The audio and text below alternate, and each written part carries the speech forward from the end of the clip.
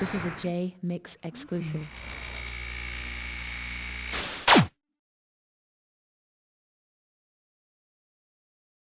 First of all, I want to thank you for doing the interview. For sure. How did you first link up with Hammer? Well, me and Hammer from same city. We from Oakland, so um, being from Oakland, growing up in Oakland, if it's somebody that's from that same city and they have a face or a reputation about themselves, then you will eventually run into them. Especially if your hunger for this industry is as strong as the starving. So you'll run into anybody that you basically trying to get a hold of. You had said in previous interviews that Hammer was the one who ended up bringing you to death row. Is that Yeah, accurate? Hammer is responsible for all that. He brought me into death row, introduced me to Tupac, Dre, Suge, Snoop, everybody at the death row camp. A lot of people think that Hammer was out of his element because of the gang culture that was going on in death row. Definitely not. You got to understand something. Everybody know the saying: you can take you can take somebody out the ghetto, but you can't take the ghetto out that person. So what people got to realize is Hammer is from Oakland. Hammer is from East Oakland, the neighborhood that MC Hammer grew up in. People is getting killed and still getting killed to this day, just like the rest of the parts of Oakland. So to be out of his element is an understatement because, well, it's actually a kind of a diss because how can you say that somebody that grew up in all this and around all this is out of their element when coming into an environment that's predominantly full of violent niggas? Like, you see what I'm saying? So God has his purposes. A lot of people say God work on mysterious ways. I don't think and nothing is a mystery about how God works. I think it's a miracle. So I would say God worked in miraculous ways. So God may have sent MC Hammer to death row to save some of the souls that could be saved. You know what I mean? So nothing is never out of anybody's element. It's all about the choice that they make as far as what they want to do. If somebody chose to do that and go that route, then that's what they fit for. So it's not like Suge was like, oh, I want everybody that know how to write a rap, I want them coming to death row. Nah, it ain't like that. You came to death row by choice. So that's what that was. You did a lot of writing for Hammer songs, and Tupac did as well. Why is that? Were you guys trying to create a different vibe for Hammer, or trying to? Well, actually, we wasn't trying to create a different vibe for Hammer. It was just that was a part of the team. We was the team, so we had to make sure each and every team member played his ball in his position right. So therefore, anything coming up out of death row had to be on point, had to be flawless, from the music to the lyrics to the production to the delivery of the lyrics. Everything had to be on point. So everybody was getting together, what I'm saying, asking for help in certain angles from one another.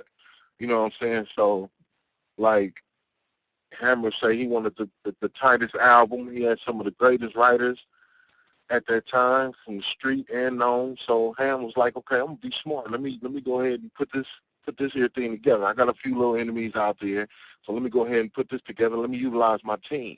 You see what I'm saying? So if I'm on the block, I'm chilling, and niggas want to get down on me, I'm not gonna be quiet about it. I'm gonna go to the niggas that I think is real about it and about their life, and I'm gonna pull them to the side and be like, look, check this out. Y'all my team. Y'all my team members. This is what's going on. I need some help over here. Y'all got my back or what? So at that point, we got you, my nigga. What's up? Man, what's up? What you want to talk about, man? Who you got problems with, man? Let's go handle it. Let's go ride on it. That was our mentality back then. So it was help everybody that was on the team. You know what I mean? Absolutely. There was the whole camp was working on that Too Tight album, correct? Not really the whole camp. It was really Pac wrote some songs for him. I wrote some songs for him. and Hammer was also doing some of his writing for that album as well. As of right now, I'm thinking that we was the only three. I don't know who else was participating on writing on that album. He could have brought somebody else in, you know, later on down the line. But as far as right now, I know that I wrote some songs. I know Pac wrote some songs, and Hammer wrote some songs himself. Death Row wanted to sign you. What was the reason that they weren't able to sign you, or that you weren't signed to Death Row? Well, it was like this. Like I said, prior to this, nobody was forced to come to Death Row. To go to Death Row was a choice.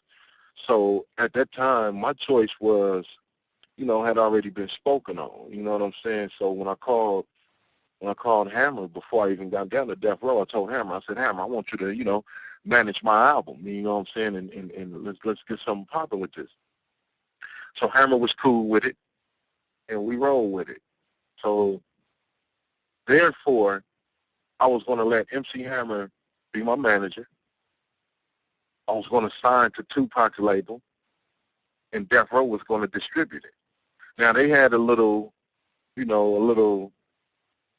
would say, went like a friendly argument or something about me and about who I was going to sign to. So everybody wanted me to sign directly to them. Suge wanted me to sign directly to Death Row.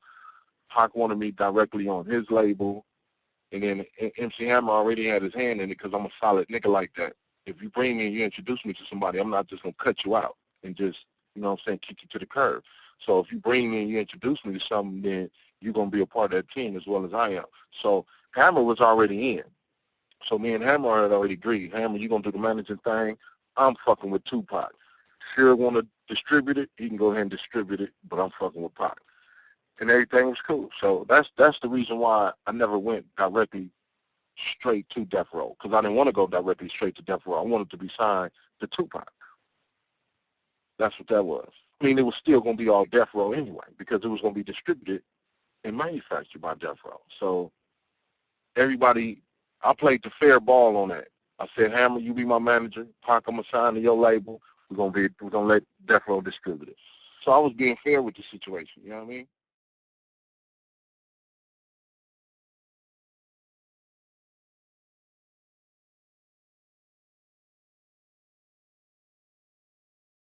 This is a Jmix exclusive.